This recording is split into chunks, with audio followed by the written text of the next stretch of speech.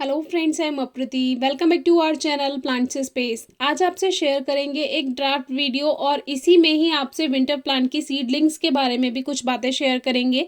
तो सबसे पहले ये एक छोटा सा प्लांट है जो कि एरम लिली का है। एरम लिली सीड से भी ग्रो की जा सकती है और इसके बल्ब भी होते हैं जो कि लगातार मल्टीप्लाई होते हैं। तो जैसे किसी मिट्टी में अगर छोटा सा बल्ब पहुँच जाता है या सीड पहुँच जाता है तो ये अपने आप ग्रो हो जाता है। तो धीरे धीरे ये ग्रोथ करता गया। हमने इसको रखा हुआ था क्योंकि हमने सोचा था थोड़ा बड़ा हो जाए तभी इसको हम शिफ्ट करेंगे, क्योंकि जब छोटा सा प्लांट रहता है तब उसमें बल्ब नहीं होता है, केवल रूट्स ही होती हैं।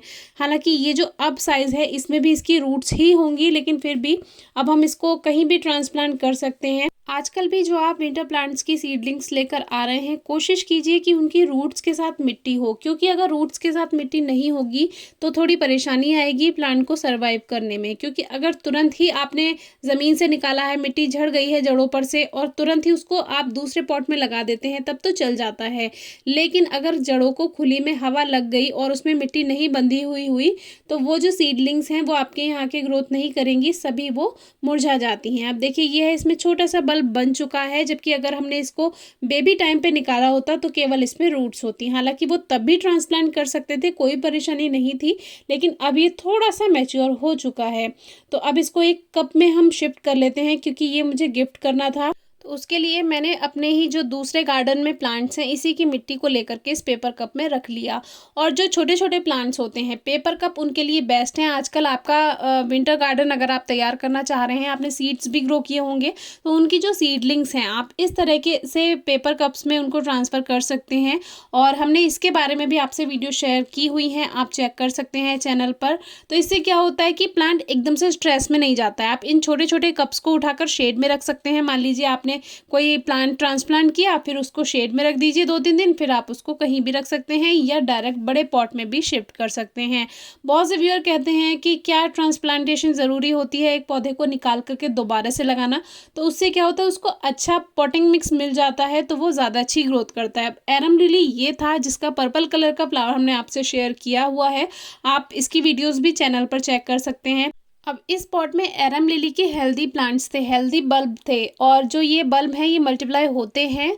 ये कॉर्न जैसे दिखते हैं देखने में, इसके बारे में हमने वीडियो शेयर की है, जब इनको लगाया था वो भी आप चेक कर सकते हैं। तो साइड साइड में इसमें मल्टीप्लाई भी होते रहते हैं। अगर ये इस तरह से निकालते हुए अगर टूट जाए तो भी कोई परेशानी की बात नहीं है, क्योंकि इसमें जो वाइट पोर्शन है अगर ये आ गया है तो भी ये ग्रोथ कर जाएगा, वहीं से इसमें रूट्स बन जाती हैं। और ऐसा हमने आपको डे लिली में भी दिखाया है। डे लिली एक बार टूट गई थी निकालते वक्त, लेकिन फिर भी वो ग्रोथ कर जाती है, उसमें रूट्स बन जाती हैं। अब ये अमेजोन लिली थी जिसको हमने बेबी बल्ब को अलग रखा हुआ था, एक्स्ट्रा थे ये, तो ये भी मुझे गिफ्ट करने थे। तो ये मैंने इस तरह से निकाले, तो इसको तभी लगाया हुआ था, इसीलिए इसमें बहुत ज़्यादा जड़ें नहीं हैं। तो इस तरह से इनको आप गिफ्ट कर सकते हैं। जो बल्ब वाले प्लांट्स होते हैं ऐसे का ऐसा निकालिए और ऐसा का ऐसा उसको गिफ्ट कर दीजिए।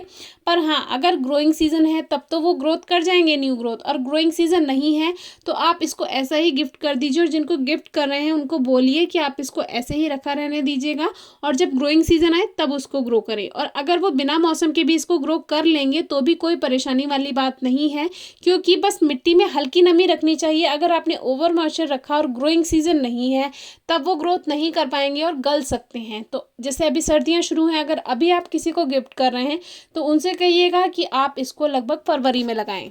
तो एरम लिली, अमेजोन लिली और ये एक छोटा सा लेमन प्लांट था जो मैंने एयर लेयरिंग से तैयार किया था। ये कुछ प्लांट्स मैंने गिफ्ट करने के लिए रखे हुए थे, क्योंकि मुझे भी गिफ्ट में प्लांट्स मिले थे। तो इस तरह से विंटर सीडलिंग्स भी अगर आप गिफ्ट कर रहे हैं या एक जगह से दूसरी जगह लेकर जा रहे हैं तो उसके रूट्स पर से मिट्टी बिल्कुल ना हटाएं, या फिर उसको तुरंत पेपर कप में लगा दीजिए, या कहीं से लेकर आ रहे हैं तो उसको ढककर लेकर आएं जो उसकी जड़ों पे हवा ना लगे। फिर भी अगर आपकी कोई क्वेरी है तो पूछिएगा। Thank you.